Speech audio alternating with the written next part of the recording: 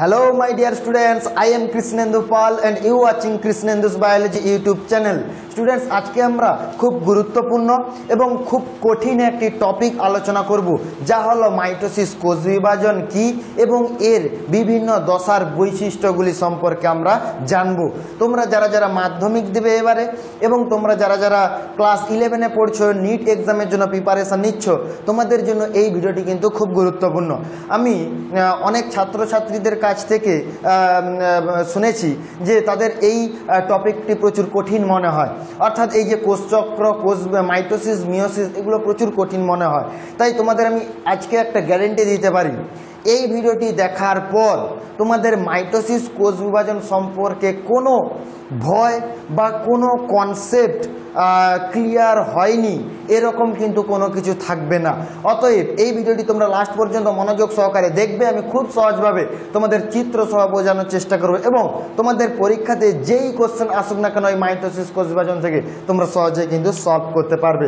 তো এই ভিডিওটি শুরু করার পূর্বে তোমাদের কাছে একটা রিকোয়েস্ট করবো, তোমরা যদি এই চ্যানেলে নতুন এসে থাকো অবশ্যই চ্যানেলটি সাবস্ক্রাইব করবে এবং বন্ধুদের মধ্যে প্রচুর পরিমাণে শেয়ার করবে। তো চলো আজকের এই টপিকটি আমরা শুরু করি।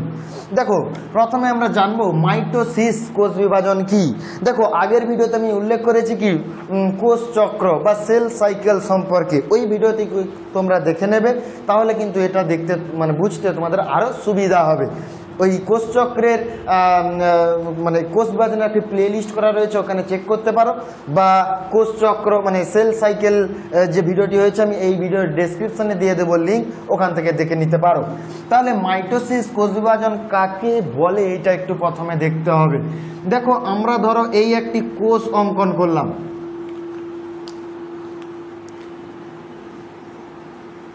এই হচ্ছে একটি ডিপ্লয়েড কোষ, 2n সমান ধরো 46।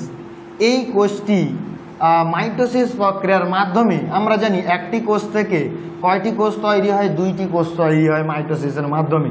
এবং এখানে এই যে দুটো কোষ তৈরি হয়েছে তাদেরও ক্রোমোজোম সংখ্যা দেখো 2n সমান 46, অর্থাৎ ডিপ্লয়েড 46টি ক্রোমোজোম রয়েছে। তাহলে আমরা ডেফিনেশনটা কি লিখবো মাইটোসিস কোষ বিভাজনে? যে কোষ বিভাজন পদ্ধতিতে একটি মাতৃকোষ বিভাজিত হয়ে সম ক্রোমোজোম, সম আকৃতি সম্পন্ন দুটি অপত্য কোষ গঠন করে, তাহাকে আমরা বলবো মাইটোসিস বিভাজন। তাহলে মাইটোসিস বিভাজন কাকে বলবো? যে কোষ বিভাজন পদ্ধতিতে একটি মাতৃকোষ, অর্থাৎ এটা হচ্ছে কি জনিত্রী কোষ বা মাতৃকোষ বিভাজিত হয়ে সম ক্রোমোজোম সংখ্যক এবং সম আকৃতি সংখ্যক দুটি অপত্য কোষ তৈরি করে, সেই বিভাজন পদ্ধতিকে আমরা বলবো মাইটোসিস বিভাজন। এই মাইটোসিস বিভাজনে আমরা যদি এটি দেখি মাতৃকোষ, এগুলো যদি আমরা দেখি অপত্য কোষ, উভয়েরই ক্রোমোজোম সংখ্যা কত রয়েছে? 46 রয়েছে। সেই কারণে এই মাইটোসিস কোষ বিভাজনকে বলা যায় সমবিভাজন বা সদৃশ্য বিভাজন, বা ইংরেজিতে বলা হয় ইকুয়েশনাল ডিভিশন। তাহলে আমরা খুব সহজভাবে ডেফিনেশনটি বুঝতে পেরেছি, যে পদ্ধতিতে একটি কোষ বিভাজিত হয়ে সম ক্রোমোজোম, সম আকৃতি, সমগুণ সম্পন্ন দুটো কোষ তৈরি করে, তাকে কি বলা হবে? মাইটোসিস। এরপর আমরা দেখব এদের স্থানটা কোথায়, মাইটোসিস কোথায় সম্পন্ন হবে। মাইটোসিস সর্বদাই দেহ কোষে সম্পন্ন হবে, মিওসিস সম্পন্ন হবে জনন কোষে, অর্থাৎ ডিম্বাশয়, শুক্রাশয়ের কোষে সম্পন্ন হবে। এবং মাইটোসিস আমরা যদি দেখব ডিপ্লয়েড ও হ্যাপ্লয়েড দেহ কোষে সম্পন্ন হবে। ডিপ্লয়েড ও হ্যাপ্লয়েড দেহ কোষে সম্পন্ন হবে। Very very important. পরীক্ষায় প্রশ্ন দেবে যে মাইটোসিস কোথায় সম্পন্ন হয়? মিওসিস। মাইটোসিস দেহ কোষে, মিওসিস কোথায় হয়? জনন কোষে ঘটে। আচ্ছা, মাইটোসিস সর্বদাই ডিপ্লয়েড অর্থাৎ 2n এবং হ্যাপ্লয়েড অর্থাৎ n কোষে সম্পন্ন হয়, কিন্তু মিওসিস সর্বদাই ডিপ্লয়েড কোষে সম্পন্ন হয়। যেমন দেহ কোষ যদি আমরা দেখি, আমরা তো ডিপ্লয়েড, আমাদের ধরে এই ত্বক হচ্ছে, ত্বকে যদি কোথাও ক্ষত হয়ে যায় সেখানে কি হতে পারে? মাইটোসিস হতে পারে। আমরা আগের ক্লাসেই পড়েছি সেই ক্ষত মেরামতের জন্য। আমাদের অস্থিতে কি হতে পারে? মাইটোসিস সম্পন্ন হতে পারে। তাহলে এরা কি হচ্ছে? ডিপ্লয়েড এবং হ্যাপ্লয়েড দেহ কোষ, অর্থাৎ ত্বকের কোষ, অস্থির কোষ, এই সমস্ত কোষগুলো হচ্ছে কি দেহ কোষ। এই সমস্ত স্থানে কি সম্পন্ন হয়? মাইটোসিস। এবারে পরীক্ষায় প্রশ্ন আছে মাইটোসিসের ফেজ বিভিন্ন দশাগুলো চিত্রসহ উল্লেখ করো। তাহলে আমরা যদি দেখি মাইটোসিস, একে দুটি দশায় প্রথমে ভাগ করা হয়। মাইটোসিসকে দুটি দশায় প্রথমত ভাগ করা হয়। একটি হচ্ছে কি ক্যারিওকাইনেসিস, আরেকটি হলো সাইটোকাইনেসিস। ক্যারিওকাইনেসিস আরেকটি হলো সাইটোকাইনেসিস। এখানে ক্যারিওকাইনেসিস কথাটার অর্থ হলো নিউক্লিয়াসের বিভাজন। কার বিভাজনকে ক্যারিওকাইনেসিস বলা হয়? নিউক্লিয়াসের বিভাজনকেই বলা হয় ক্যারিওকাইনেসিস। অপরদিকে সাইটোকাইনেসিস কাকে বলা হয়? সাইটোপ্লাজমের বিভাজন। কার বিভাজন? সাইটোপ্লাজমের বিভাজন। সাইটোপ্লাজমের বিভাজনকে কি বলা হবে? সাইটোকাইনেসিস। নিউক্লিয়াসের বিভাজনকে কি বলা হবে? ক্যারিওকাইনেসিস। এই ক্যারিওকাইনেসিসের আবার কয়েকটি উপদশা রয়েছে, যেগুলো আমরা দেখব। প্রথমে রয়েছে প্রোফেজ, যাকে পি দ্বারা উল্লেখ করা যায়। আর রয়েছে মেটাফেজ, যাকে এম দ্বারা উল্লেখ করা যায়। অ্যানাফেজ, যাকে এ দ্বারা উল্লেখ করা হয়। সবার শেষে রয়েছে কি টেলোফেজ, যাকে টি দ্বারা উল্লেখ করা হয়। তাহলে এখানে তোমরা মনে রেখো যে ক্যারিওকাইনেসিসের যে চারটি দশা রয়েছে, একটি প্রোফেজ, মেটাফেজ, অ্যানাফেজ, টেলোফেজ। অপরদিকে সাইটোকাইনেসিসের কোনো দশা নেই। এই পদ্ধতিতে কিছু সাইটোপ্লাজম বিভাজিত হয়ে দুটি কোষ গঠন করে। তাহলে আমাদের পরীক্ষায় প্রশ্ন আসবে যে প্রোফেজে মাইটোসিস কোষ বিভাজনের প্রোফেজ, মেটাফেজ, অ্যানাফেজ, টেলোফেজ উপদশার তিনটি করে বৈশিষ্ট্য চিত্র সহ উল্লেখ করো। তাহলে প্রথম আমরা যে দশাটির বৈশিষ্ট্য পড়ব সেটা হচ্ছে কি প্রোফেজ দশা। তাহলে আমরা প্রথমে দেখব প্রোফেজ দশাটির বৈশিষ্ট্য। এই দশাটি, আচ্ছা, এটি প্রাণী দেহে এবং উদ্ভিদ দেহে কেমন ঘটে এইটি আমাদেরকে ভালোভাবে দেখতে হবে। আচ্ছা, এখানে আমরা একটি চিত্র অঙ্কন করব। এইটি হচ্ছে একটি প্রাণী কোষ, আরেকটি আমরা চিত্র অঙ্কন করব উদ্ভিদ কোষের।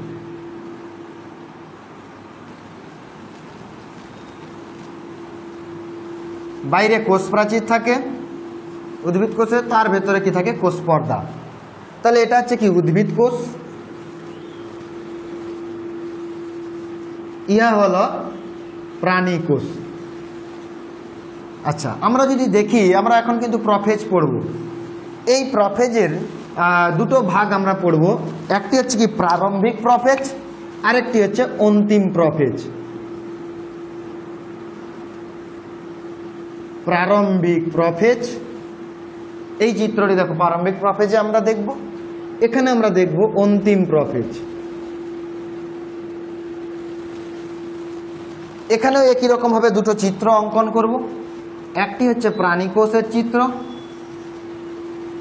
আরেকটি হচ্ছে কিসের? উদ্ভিদ কোষ।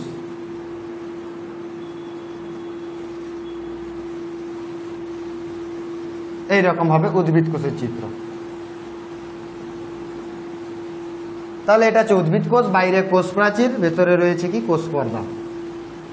আচ্ছা, প্রোফেজ শুরু করার পূর্বে, আচ্ছা আমরা জানি প্রতিটা কোষের মধ্যে কি থাকে বলো দেখি? নিউক্লিয়াস থাকে আর নিউক্লিওলাস থাকে। নিউক্লিয়াস থাকে আর কি থাকে?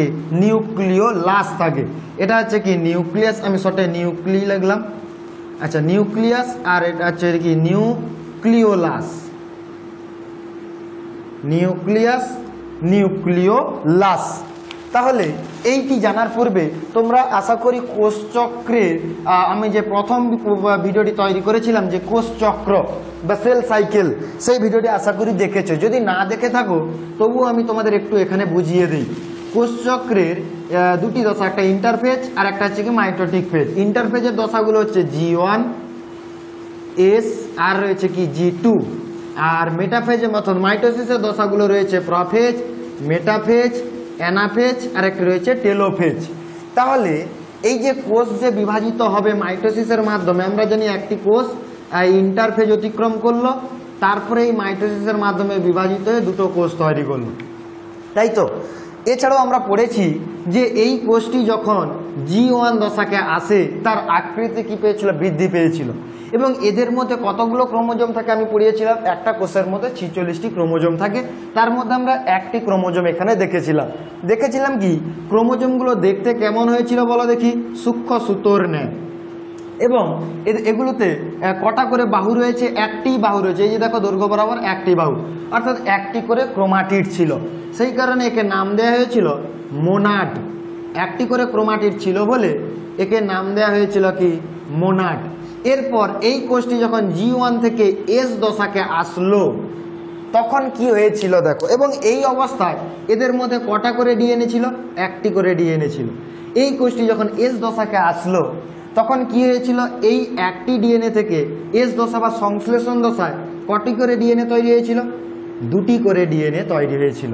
তাহলে একটি ডিএনএ একটি ক্রোমাটিডের মধ্যে অবস্থান করেছিল, তাহলে এখানে দুটি ডিএনএ আছে মানে একটি ক্রোমাটিড থেকে আরও একটি ক্রোমাটিড কি হয়ে যাবে, তৈরি হবে।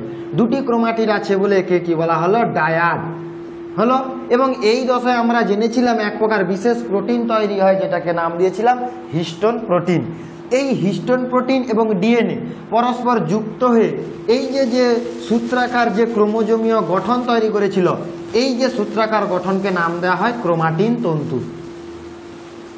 এইটি কিন্তু তোমরা মাথায় রাখো, যে দুটো বাহু রয়েছে, এইটি একটি বাহু, এই একটি বাহু লম্বা বরাবর, এদেরকে ক্রোমাটিড বলা হয়।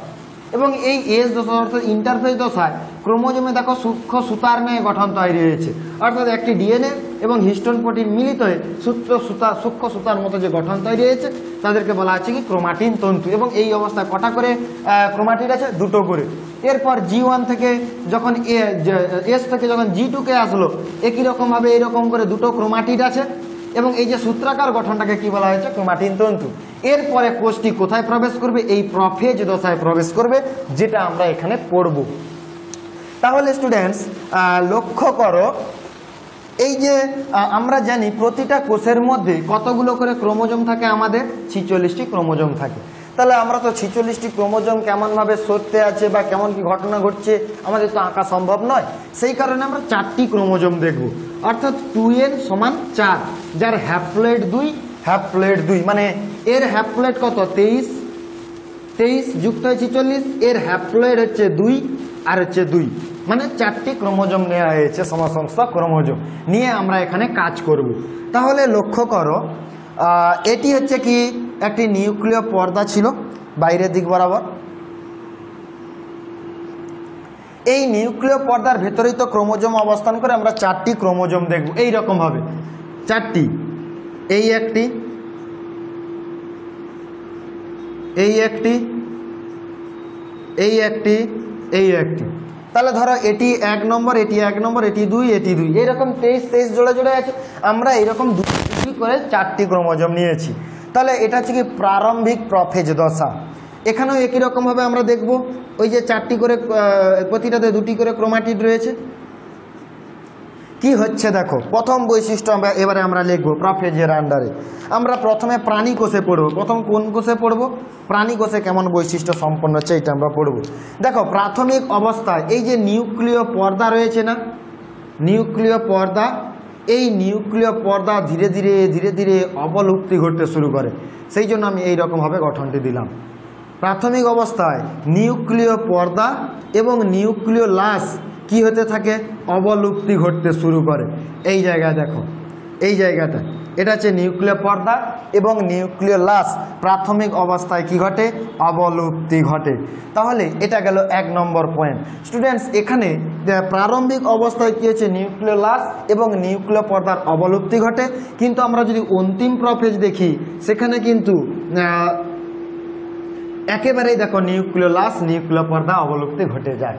তাহলে প্রারম্ভিক প্রোফেজে নিউক্লিয় লাশ এবং নিউক্লিয় পর্দার অবলুপ্তি ঘটতে শুরু করে, অন্তিম প্রোফেজে কি হয়ে যায়, নিউক্লিয় লাশ এবং নিউক্লিয় পর্দার অবলুপ্তি ঘটে। তাহলে তোমাদের প্রশ্ন দেবে মাইটোসিস কোষ বিভাজনের কোন দশায় নিউক্লিয় লাশ এবং নিউক্লিয় পর্দার অবলুপ্তি ঘটে, এমসিকিউ আসবে নিট এক্সামে, বলতে হবে কি প্রোফেজ দশা। এর পরের পয়েন্টে আমরা যাব।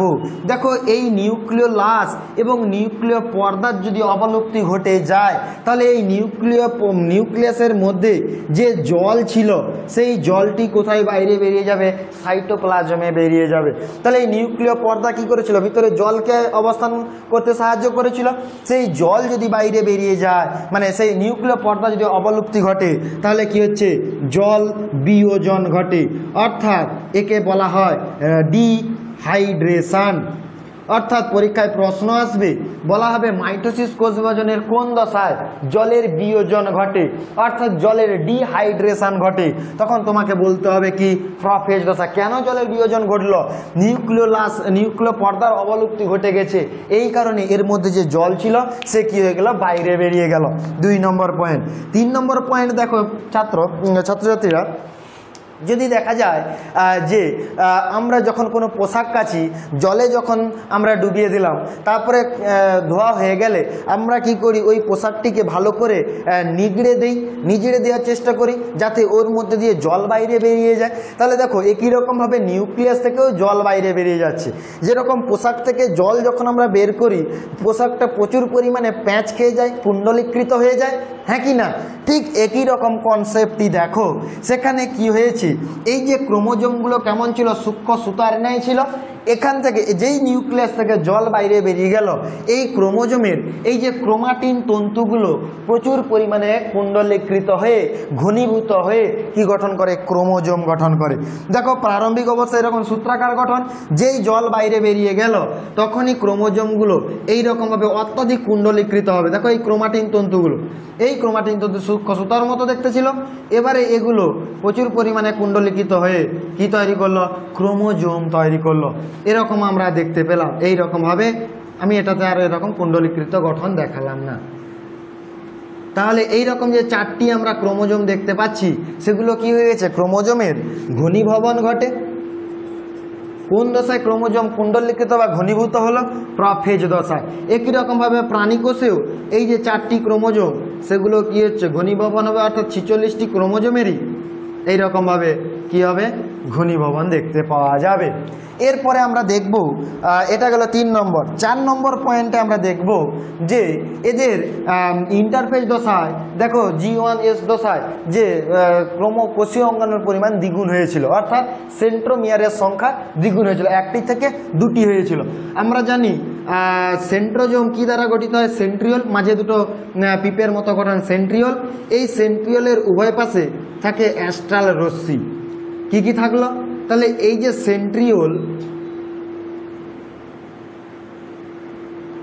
আর উপরের দিকে কি রয়েছে? অ্যাস্ট্রাল রশ্মি।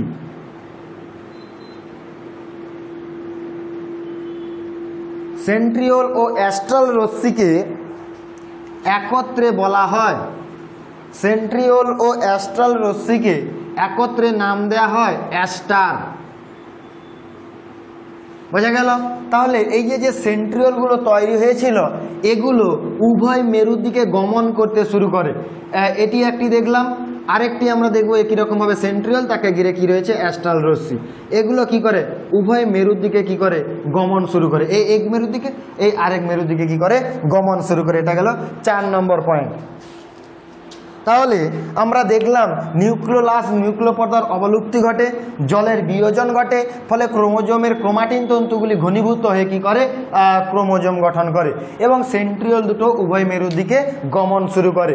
এরপর আমরা যে দশাটি পড়ব সেটা হচ্ছে কি? প্রোফেজের পরে যেটি রয়েছে সেটা হচ্ছে কি? মেটাফেজ। আমরা এইখানে চিত্রটি অঙ্কন করব যাতে আমাদের বুঝতে সুবিধা হয়। তাহলে এই সাইড, আচ্ছা আমরা এখানে যে প্রোফেজ দেখেছিলাম প্রাণী কোষে দেখলাম, এটি উদ্ভিদ কোষে আমরা যদি দেখি সেখানে আমরা দেখব কি হুবহু একই ঘটনা ঘটে, শুধুমাত্র উদ্ভিদ কোষে কি থাকে না? সেন্ট্রিওল থাকে না। অর্থাৎ যদি বলে উদ্ভিদ কোষের বৈশিষ্ট্য লেখো, তখন কি লিখবে? 1 2 3 4টি বৈশিষ্ট্য একই রকম লিখবে। আর শুধু কি লিখবে না, বলে দেবে যে উদ্ভিদ কোষে সেন্ট্রিওল থাকে না, অর্থাৎ সেন্ট্রোজোম থাকে না। স্টুডেন্টস, তোমাদের যদি নোটসের প্রয়োজন হয় তাহলে আমার এই যেরকমভাবে আমি খুব সহজভাবে পড়াচ্ছি সেরকমই খুব সহজভাবে কিন্তু নোট রেডি আছে। তোমরা ডেসক্রিপশন বক্সে যে নাম্বারটি রয়েছে বা ভিডিওর স্ক্রিনে যে নাম্বারটি দেখতে পাচ্ছ, তোমরা ওই নাম্বারটিতে কিন্তু হোয়াটসঅ্যাপে যোগাযোগ করতে পারো। এরপর আমরা যে দশাটি জানবো সেটা হচ্ছে কি মেটাফেজ দশা। এই মেটাফেজ দশা আমরা যদি দেখি, এটি একটি হচ্ছে প্রাণীকোষ, আরেকটি আমরা দেখব উদ্ভিদ কোষ।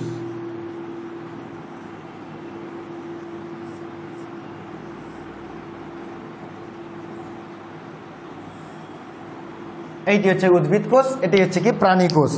দেখো প্রফেজ দশায় অন্তিম প্রফেজে সেন্ট্রোজোমগুলি উভয় মেরুর দিকে গমন শুরু করেছিল। মেটাফেজ দশায় এসে এটা হচ্ছে প্রাণী কোষ, এটা হচ্ছে কি উদ্ভিদ কোষ। এই হচ্ছে মেটাফেজ আমরা পড়ছি।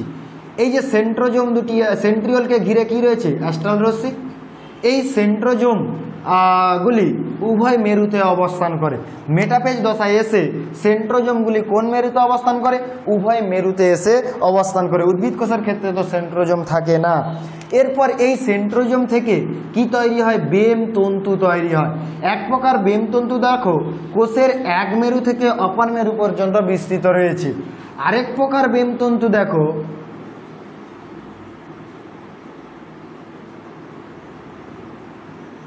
কেমন ভাবে বিস্তৃত রয়েছে, এইগুলো দেখো কি হয়েছে, বেম তন্তু তৈরি হয়েছে। এবং এই যে 4টি ক্রোমোজোম ছিল, এই 4টি ক্রোমোজোম বেম তন্তুর বিষুব অঞ্চলে বা বেম তন্তুর নিরক্ষীয় অঞ্চলে কি করবে, তারা অবস্থান করবে। দেখো 4টি ক্রোমোজোম আমরা দেখতে পাচ্ছি, এরা কি করলো, বেম তন্তুর বিষুব অঞ্চলে অবস্থান করলো। তাহলে আমরা যদি এই দশা, এটা হচ্ছে কি মেটাফেজ দশা। এই মেটাফেজ দশায় আমরা যদি বৈশিষ্ট্য লিখি প্রাণী কোষে কি লিখবো, উভয় পাশে সেন্ট্রোজোম অবস্থান করে, সেখান থেকে কি তৈরি হয়, বেমতন্তু গঠিত হয়। 2 নম্বর আমরা লিখবো কি, বেমতন্তুর বিষুব অঞ্চলে ক্রোমোজোমগুলো অবস্থান করে একটা প্লেট বা চাকতির মতো গঠন তৈরি করে, যেটাকে বলা হয় মেটাফেজ প্লেট বা মাইটোটিক প্লেট বলা হয়। মেটাফেজ প্লেট বা এটাকে বলা হয় মাইটোটিক প্লেট। এটি গেল 2 নম্বর পয়েন্ট। 3 নম্বর পয়েন্ট আমরা যদি দেখি, এখানে দেখো তোমাদের বইতে কিন্তু কিছু কিছু জিনিস ভুল রয়েছে, এখানে কিন্তু তোমরা কারেকশান করে নেবে। দেখো এখানে 2 প্রকার বেমতন্তু গঠিত হয়। এক প্রকার বেমতন্তুকে বলা হয় অবিচ্ছিন্ন বা কন্টিনিউয়াস বেমতন্তু। কেন এটাকে অবিচ্ছিন্ন বলা হলো, কারণ এটি এক মেরু থেকে উৎপন্ন হয়ে অপর মেরু পর্যন্ত বিস্তৃত। আরেক প্রকার বেমতন্তু রয়েছে দেখো, যেটি ক্রোমোজোমের সঙ্গে যুক্ত, একে বলা হয় ক্রোমোজোমাল বেমতন্তু। তাহলে এখানে কিন্তু তোমাদের বইতে কিন্তু কিছু জায়গায় ভুল রয়েছে, তোমরা কিন্তু কারেকশন করবে। এই মেটাফেজে তাহলে কয় প্রকার বেমতন্তু দেখা যায়, ক্রোমাটিন বেমতন্তু, ক্রোমোজোমাল বেমতন্তু যেগুলো ক্রোমোজোমের সঙ্গে যুক্ত, অবিচ্ছিন্ন বেমতন্তু যেগুলো এক মেরু থেকে অপর মেরু পর্যন্ত বিস্তৃত। তাহলে 3 নম্বর পয়েন্ট গেল। আমরা যদি উদ্ভিদ কোষে দেখি, উদ্ভিদ কোষে কি থাকে না, এই সেন্ট্রোজোম থাকে না।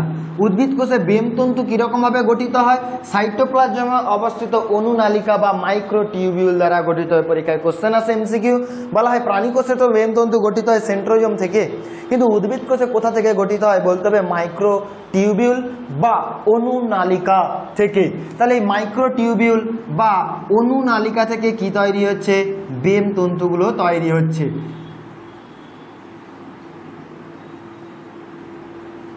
এবং এই বেমতন্তুগুলোর বিষুব অঞ্চলে এই যে উদ্ভিদ কোষের ক্রোমোজোমগুলো একই রকমভাবে অবস্থান করবে, দিয়ে এক প্রকার মাইটোটিক প্লেট গঠন করবে, দিয়ে যে গঠনটি তৈরি করলো এটা কি মাইটোটিক প্লেট বা মেটাফেজ প্লেট গঠন করলো। বাদ বাকি সমস্ত কিছু সেম।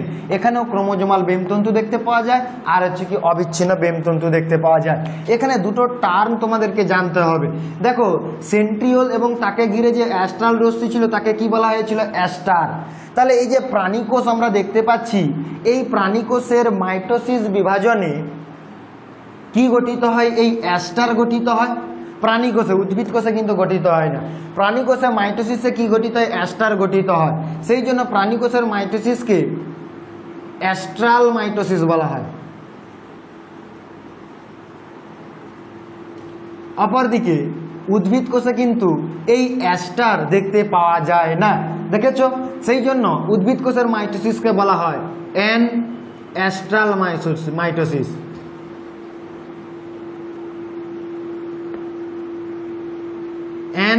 Astral mitosis.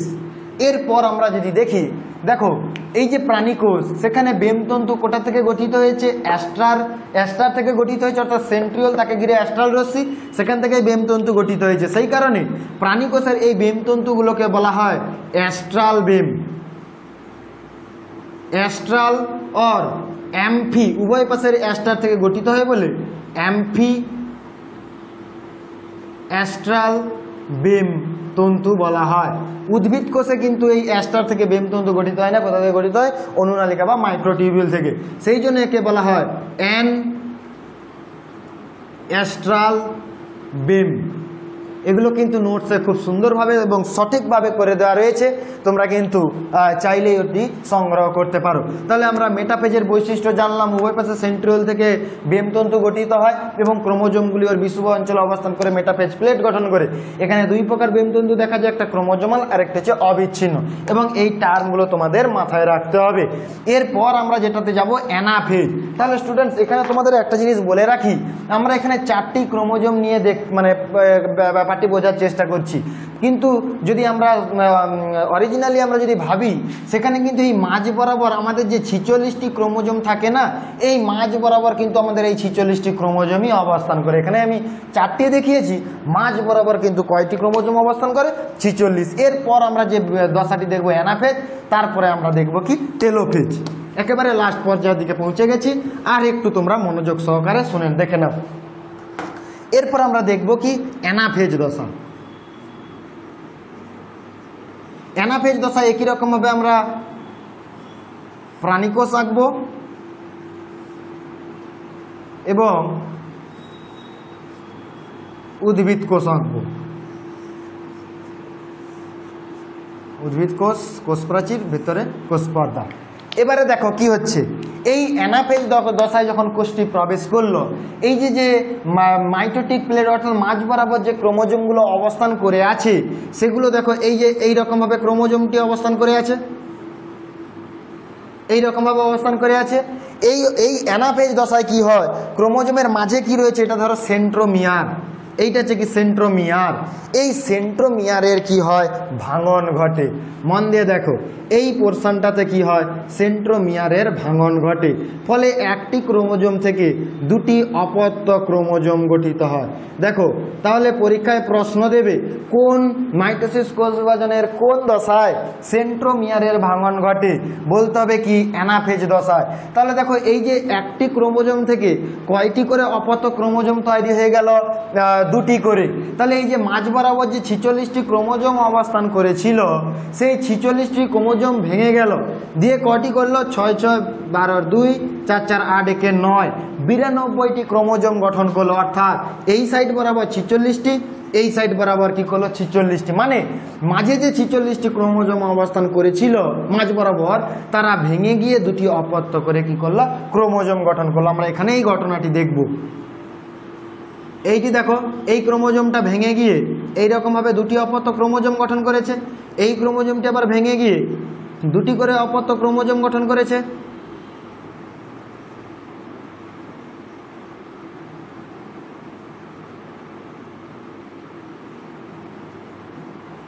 হ্যাঁ, এইরকমভাবে কি করলো?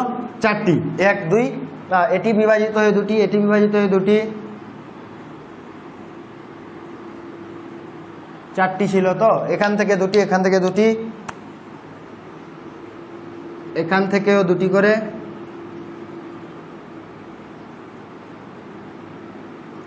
এইরকম ভাবে কি করলো? ক্রোমোজোমগুলো গঠন করলো। অর্থাৎ এই যে 4টি ক্রোমোজোম ছিল, 4টি থেকে কি তৈরি হয়ে গেল? 8টি। এই সাইড বরাবর 4টি অবস্থান করেছে, এই সাইড বরাবর এবারে 4টি। অর্থাৎ মানে আমরা যদি 46 দেখি, এই 46টি ক্রোমোজোম বিভাজিত হয়ে উপরের দিক বরাবর 46, নিচের দিক বরাবর 46টি ক্রোমোজোম গঠন করেছে। আমরা জানি উভয় পাশে কি থাকে? সেন্ট্রিওল, তাকে ঘিরে কি থাকে? অ্যাস্ট্রাল রশ্মি। এই সেন্ট্রিওল এবং অ্যাস্ট্রাল রশ্মি থেকে কি গঠিত হয়? বেমতন্তু। এক প্রকার বেমতন্তু অবিচ্ছিন্ন বেমতন্তু, অর্থাৎ এক মেরু থেকে আরেক মেরু পর্যন্ত বিস্তৃত থাকে। আরেক প্রকার বেমতন্তু দেখো, এক মেরু থেকে উৎপন্ন হয়ে ক্রোমোজোমের সঙ্গে যুক্ত থাকে। তাকে বলা হয় ক্রোমোজোমাল বেম তন্তু। এরপর দেখো এই যে এই পোর্শনে সেন্ট্রোমিয়ারের ভাঙন ঘটেছে, এই অপত্য ক্রোমোজোমের এই সেন্ট্রোমিয়ারের ভাঙনের ফলে দুটি অপত্য ক্রোমোজোমের মধ্যে এক প্রকার বেম তন্তু দেখতে পাওয়া যায়। একে নাম দেওয়া হয় ইন্টারজোনাল বেম তন্তু। তোমাদের বইতে কিন্তু এগুলো ভুল করে দেওয়া হয়েছে, তোমরা এখান থেকে ভিডিওটি দেখে খুব সহজভাবে এবং সঠিকভাবে তোমরা কিন্তু নোটস চাইলে সংগ্রহ করতে পারো এবং নিজেরাও তৈরি করতে পারো। ইন্টারজোনাল বেম তন্তু। তাহলে এই অ্যানাফেজ দশায় 1 নম্বর বৈশিষ্ট্য আমরা কি দেখলাম? সেন্ট্রোমিয়ারের ভাঙন ঘটে, একটি ক্রোমোজোম থেকে দুটি করে অপত্য ক্রোমোজোম তৈরি হলো। 2 নম্বর এখানে আমরা 3 প্রকার বেমতন্তু দেখতে পাবো, একটি অবিচ্ছিন্ন, একটি ক্রোমোজোমাল, আর একটি হচ্ছে কি ইন্টারজোনাল বেমতন্তু আমরা দেখতে পেলাম। এরপর আমরা 3 নম্বর বৈশিষ্ট্যটি দেখতে পাবো যে এই ক্রোমোজোমাল বেমতন্তু কি হয়, উভয় মেরুর দিকে কি হচ্ছে সংকুচিত হতে থাকে, ধীরে ধীরে সংকুচিত হতে থাকে, এবং এই যে ইন্টারজোনাল বেমতন্তু এরা কি হচ্ছে প্রসারিত হতে থাকে। এর ফলে ক্রোমোজোমগুলো উভয় মেরুর দিকে কি করে, গমন শুরু করে। এই গমনকে বলা হয় অ্যানাফেজীয় চলন। পরীক্ষায় প্রশ্ন আসবে কোন দশায় অ্যানাফেজীয় চলন দেখতে পাওয়া যায়, বলতে হবে অ্যানাফেজ দশায়। কোন দশায় ইন্টারজোনাল বেমতন্তু দেখা যায়, বলতে হবে কি অ্যানাফেজ দশায়। একই রকমভাবে উদ্ভিদ কোষেও ঘটে, আমি আর আঁকলাম না, ভিডিওর লেন্থটি বড় হবে, তোমরা এখানে কিন্তু একই রকমভাবে তোমরা দেখে নেবে। এটি গেল অ্যানাফেজ দশা। তাহলে এই অ্যানাফেজ আমরা পড়েছি সেন্ট্রোমিয়ারের অবস্থান অনুসারে ক্রোমোজোমের ভাগ telocentric, acrocentric, metacentric, sub metacentric. Telocentric যে আই আকৃতির হয়, মেটাসেন্ট্রিক কি হচ্ছে ভি আকৃতির, টেলোসেন্ট্রিক অ্যাক্রোসেন্ট্রিক কি হচ্ছে জে আকৃতির হয়, telocentric acrocentric, telocentric acrocentric, metacentric, sub metacentric কেমন হয়। তাহলে দেখো অ্যানাফেজীয় চলন যে এখানে ঘটে, যার ফলে দেখো telocentric, acrocentric, metacentric, sub metacentric, অর্থাৎ টেলোসেন্ট্রিক আই আকৃতির, অ্যাক্রোসেন্ট্রিক জে আকৃতির, মেটাসেন্ট্রিক হচ্ছে ভি আকৃতির, সাব মেটাসেন্ট্রিক হচ্ছে এল আকৃতির। এই রকমভাবে যে গঠনগুলো ঘটে এই অ্যানাফেজীয় চলনে, যেরকমভাবে চলন ঘটে সেই রকমভাবেই ক্রোমোজোমগুলো দেখতে এই রকমভাবে হয়। তাহলে উভয় মেরুর দিকে এখানে কি হচ্ছিল, সেন্ট্রোমিয়ারের ভাঙন ঘটেছিল, ফলে দুটো ক্রোমোজোম গঠন হয়েছিল। তাহলে উভয় মেরুর দিকে 46, এই মেরুর দিকে কি হয়ে গেল 46টি ক্রোমোজোম চলে আসলো। এই অ্যানাফেজের পর আমরা আরেকটি দশা দেখবো, সেটা হচ্ছে কি টেলোফেজ দশা। টেলোফেজে আমরা যদি দেখি, এটা হচ্ছে প্রাণী কোষ, এটা হচ্ছে কি উদ্ভিদ কোষ। বোঝার জন্য এইরকমভাবে আঁকলাম। তাহলে এই দশায় কি হচ্ছে, এই যে অপত্য ক্রোমোজোমগুলো হচ্ছে উভয় মেরুর দিকে চলে যাচ্ছে, মানে কি 4টি করে ক্রোমোজোম উভয় মেরুর দিকে চলে গিয়েছে, যার ফলে কি হয় এই ক্রোমোজোমগুলোতে কি হচ্ছে, মানে টেলোফেজ দশায় এসে এই অপত্য যে ক্রোমোজোমগুলো রয়েছে তাদের কি হচ্ছে প্যাঁচ খুলে যায়। 1, 2, 3, 4, এই যে 4টি ক্রোমোজোম রয়েছে ওখানে দেখো প্যাঁচ খুলে গিয়ে পুনরায় ক্রোমাটিন তন্তু বা ক্রোমাটিন জালিকা এতে পরিণত হয়েছে, বা নিউক্লিয় জালিকাতে কি হয়েছে, এরা পরিণত হয়েছে। তাহলে টেলোফেজ দশা গেল।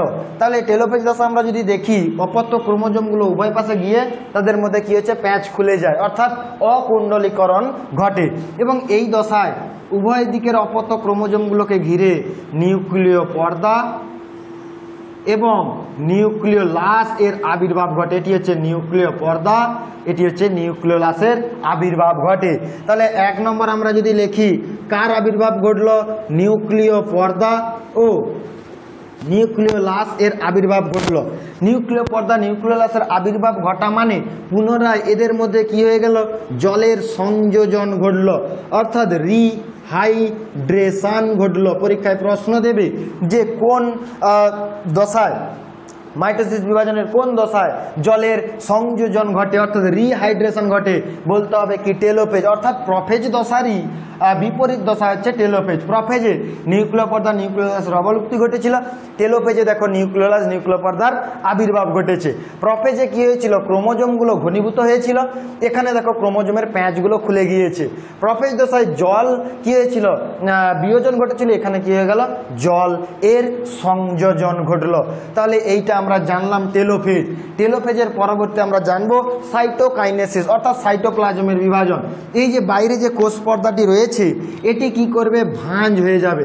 ধীরে ধীরে ধীরে ধীরে ভাঁজ হতে গিয়ে এক সময় কি করবে, দুটো কি করবে, অপত্য কোষ গঠন করবে, যার উভয়টিতে 46টি ক্রোমোজোম যুক্ত হবে। এই কারণেই একে কি বলা হয়, সদস্য বিভাজন বা ইকুয়েশনাল ডিভিশন। দেখো মাঝ বরাবর মাইটোসিসে 46টি ছিল, এইখানে 46টি বিভাজিত হয়ে উভয় দিকে 46টি করে গঠন করলো, যার ফলে এই এক সাইডে 46টি গেল, আরেক সাইডে 46টি ক্রোমোজোম যুক্ত দুটি কোষ তৈরি হলো। এখানেও একই রকম, উদ্ভিদ কোষের ক্ষেত্রেও একই রকম হবে, ক্রোমোজোমগুলোর প্যাঁচ খুলে যাবে, ফলে ক্রোমাটিন তন্তুতে পরিণত হবে এবং নিউক্লিয় পর্দার আবির্ভাব ঘটবে, জলের সংযোজন ঘটবে। এবং এখানে শেষ পর্যায়ে সাইটোকাইনেসিসটা কিভাবে ঘটে, কোষপাত গঠনের মাধ্যমে। এই যে দুটো উদ্ভিদ কোষ, তাদের মাঝে কোষপাত বা সেল প্লেট গঠিত হয়। এই কোষপাত বা সেল প্লেট গঠিত হলে এই দুটো কোষ পরস্পর পৃথক হয়ে দুটো অপত্য কোষ গঠন করে। তাহলে আমরা আজকের ভিডিওতে জানলাম মাইটোসিস, কোষ বিভাজন সম্পর্কে। যদি ভিডিওটি কনসেপ্ট ক্লিয়ার হয়ে থাকে তাহলে অবশ্যই চ্যানেলটি সাবস্ক্রাইব করবে এবং বন্ধুদের মধ্যে প্রচুর পরিমাণে শেয়ার করবে। এর পরের ভিডিওতে আমরা জানবো, এই যে আমরা পরের ভিডিওতে জানবো কোষ চক্রের নিয়ন্ত্রণ বা রেগুলেশন অফ সেল সাইকেল সম্পর্কে। তাহলে আজকের ভিডিওটি এ পর্যন্তই, দেখা হবে নেক্সট ক্লাসে। টাটা।